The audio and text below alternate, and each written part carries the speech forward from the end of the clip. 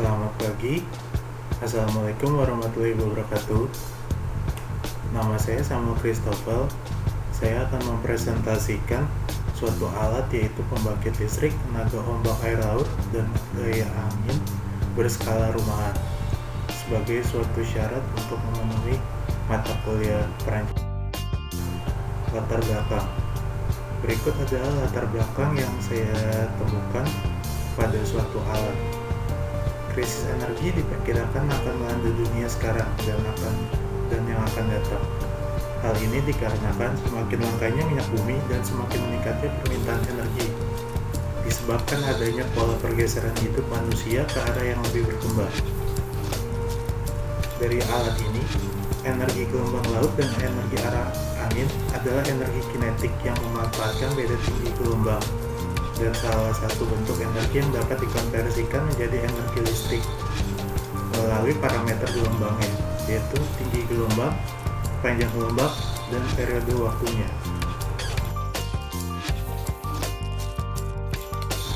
Yaitu masalah yang diangkat dan solusi. Sumber daya alam di Indonesia sangat memungkinkan untuk dikembangkan energi baru yang terbarukan. Hasil pembangkit energi listrik yang dihasilkan dapat dimanfaatkan untuk menghidupkan perekonomian di daerah tersebut. Listrik yang dihasilkan dapat menerangi jalan, beberapa rumah tinggal, dan beberapa hal lainnya. Pengemasan energi listrik yang dibangkitkan menggunakan aki atau baterai. Sistem ini membutuhkan kontrol elektronik untuk mengubah tegangan AC menjadi DC untuk dapat disimpan di dalam baterai. Pada skala kecil, digunakan generator DC dan disimpan ke dalam baterai. Karena menggunakan banyak peralatan komponen elektrikal, tetapi alat ditempatkan di daerah kelautan, dikembangkanlah desain alat yang dapat menahan air untuk mencegah atau meminimalisir kerusakan akibat korosi.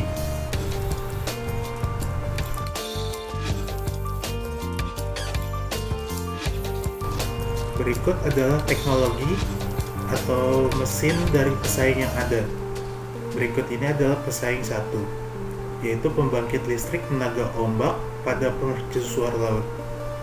Pada alat ini, penempatannya berada di laut yang dipatenkan, tidak dapat dibongkar pasang atau dicopot, melainkan terdapat di mercusuar yang dipatenkan.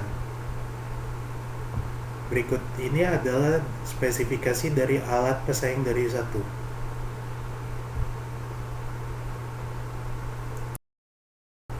Lanjut ke pesaing 2, yaitu pembangkit listrik bertenaga gerak angin. Seperti pada gambar yang tertera, alat ini diletakkan di daratan seperti baling-baling pada umumnya, memiliki suatu penyangga yang dipatenkan di tanah maupun di daratan. Alat ini menerima gaya dari angin dan mengubah gerakan pada turbin atau baling-baling yang selanjutnya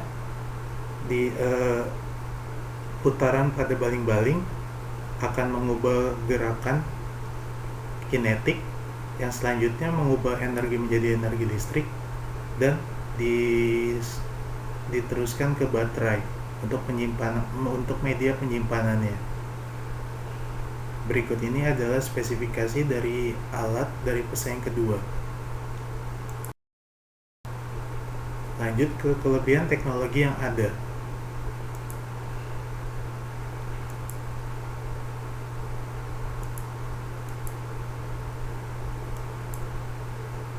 Dari teknologi yang ada atau alat yang dipilih menggunakan kombinasi antara kincir angin dan kincir laut yang diharapkan dapat menjadi alternatif bagi masyarakat. Selanjutnya, tidak membutuhkan perawatan khusus, hanya perlu memperhatikan beberapa komponen elektrikal seperti controller, power inverter, dan baterai. Lanjut, pada komponen elektrikal menggunakan cover atau pelindung berupa silikon untuk mencegah korsleting. Selanjutnya, penerapannya murni dengan energi non fosil. Kita lanjut ke slide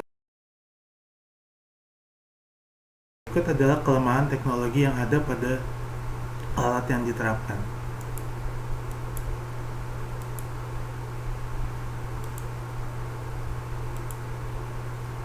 Maintenance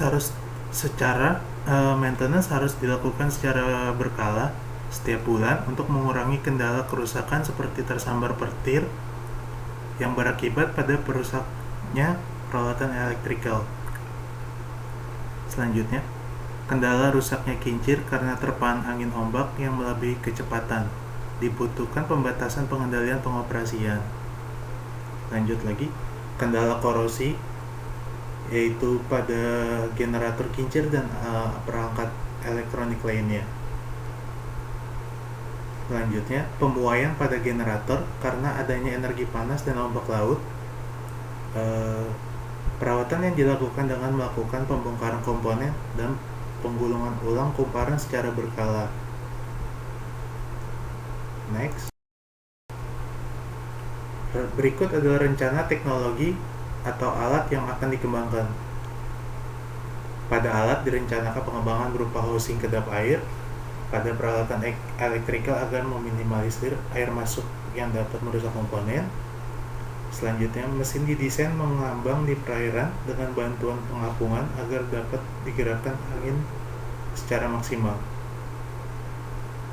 Desain baling-baling kipas dan turbin dipilih dan disesuaikan dengan karakter daerah. 4. Pada kontroler baling-baling, atas dan kontroler turbin didesain agar dapat menyesuaikan angin dan gelombang laut, bertujuan meminimalisir overcharge. Next.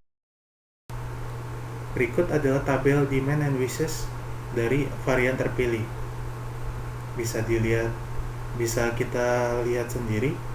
Berikut adalah demand-nya dan wishes-nya dari tingkat kepentingan. Skalanya 1 sampai 10. Untuk kebutuhannya kita bisa lihat sendiri, mudah dioperasikan, alat mudah dalam perawatan, dan beberapa hal lainnya. Struktur fungsi keseluruhan berupa proses, input, serta output. Prosesnya berupa pergerakan baling-baling oleh angin dan pergerakan turbin oleh ombak laut. Inputnya yaitu energi mekanik, outputnya yaitu energi listrik. Ombak air laut dan gerakan angin sebagai input, menjadi industri elektromagnetik sebagai output. Wheel switch on off, outputnya juga tool switch on off, akan oleh turbin. Selanjutnya, komponen-komponen teknologi mesin alat yang akan dikembangkan. Next. Fungsi dan mekanisme kerja teknologi mesin atau alat yang dikembangkan. Bisa kita ketahui sendiri cara kerja dari suatu alat ini yaitu bermula dari switch on off yang digerakkan oleh operator, lalu energi menggerakkan baling-baling, lalu putaran dari baling-baling diteruskan ke poros shaft. Pergerakan shaft akan menggerakkan poros shaft dan meneruskannya ke generator. Lalu terjadi induksi elektromagnetik yang menyebabkan arus akan diatur oleh controller. Selanjutnya, arus menuju inverter, yaitu berupa arus AC menuju DC. Ada perubahan arus di sini. Lalu arus DC akan disimpan ke aki. Next. Berikut adalah struktur subfungsi dari alat varian terpilih. Alat bekerja dilanjutkan ke hembusan angin dan ombak menggerakkan baling-baling. Selanjutnya, baling-baling meneruskan putaran ke pulley belt pada poros dan poros berputar. Selanjutnya, putaran di poros diteruskan ke generator dengan instruksi controller. Selanjutnya, AC generator to DC di dalam power inverter, lalu arus diteruskan ke aki.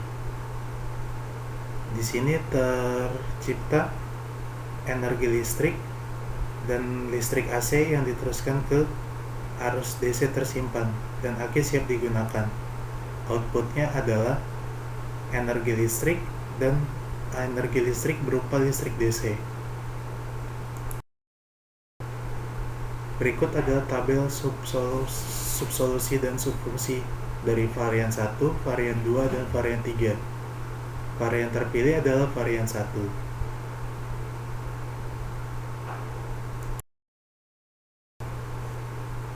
Next, berikut kita akan membahas pohon objektif dan tabel evaluasi. Berikut ini adalah beberapa kriteria-kriteria yang diterapkan pada alat yang diterapkan, yaitu perawatan, pengoperasian, dan produksi. Dibagi lagi atas 3 kriteria, yaitu kemudahan, waktu, serta biaya. Didapatkan poin-poin berupa yang di dalam tabel.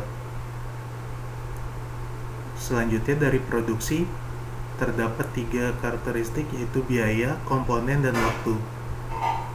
Dan juga terdapat poin-poin yang sudah diperhitungkan. Selanjutnya dari pengoperasian terdapat 3 poin, yaitu kemudahan, ketahanan, dan kapasitas. Dari ketahanan dibagi menjadi 2, yaitu pengguna dan lingkungan. Serta dari komponen diteruskan terdapat 2 poin, yaitu komponen yang dibeli ataupun komponen yang dibuat. Berdasarkan pohon objektif didapatkan poin-poin atau nilai-nilai yang terdapat pada tabel evaluasi pada varian 1, varian 2, dan varian 3. Di dalam tabel tersebut ada poin-poin mudah pengoperasian, mudah perawatan, sumber mudah didapat, aman diproduksi, aman lingkungan, hemat energi, dan lain-lainnya. Dari varian 1, jika ditotal nilainya mendapat poin 27, dari varian 2 mendapat poin 21, dan pada varian 3 mendapat poin 17. Dari tabel ini bisa kita simpulkan bahwa varian 1 adalah varian yang sangat proper untuk dipilih menjadi varian terpilih berdasarkan bobot penilaiannya.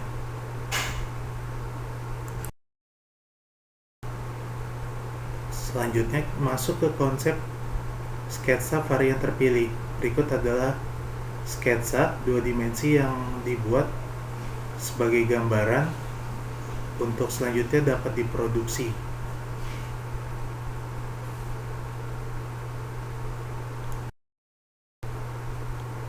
Berikut ini adalah daftar referensi sebagai sumber acuan untuk proyek ini dapat dilakukan, yang saya dapat dari media internet, jurnal-jurnal, dan juga blogspot yang sudah ada di media internet atau Google.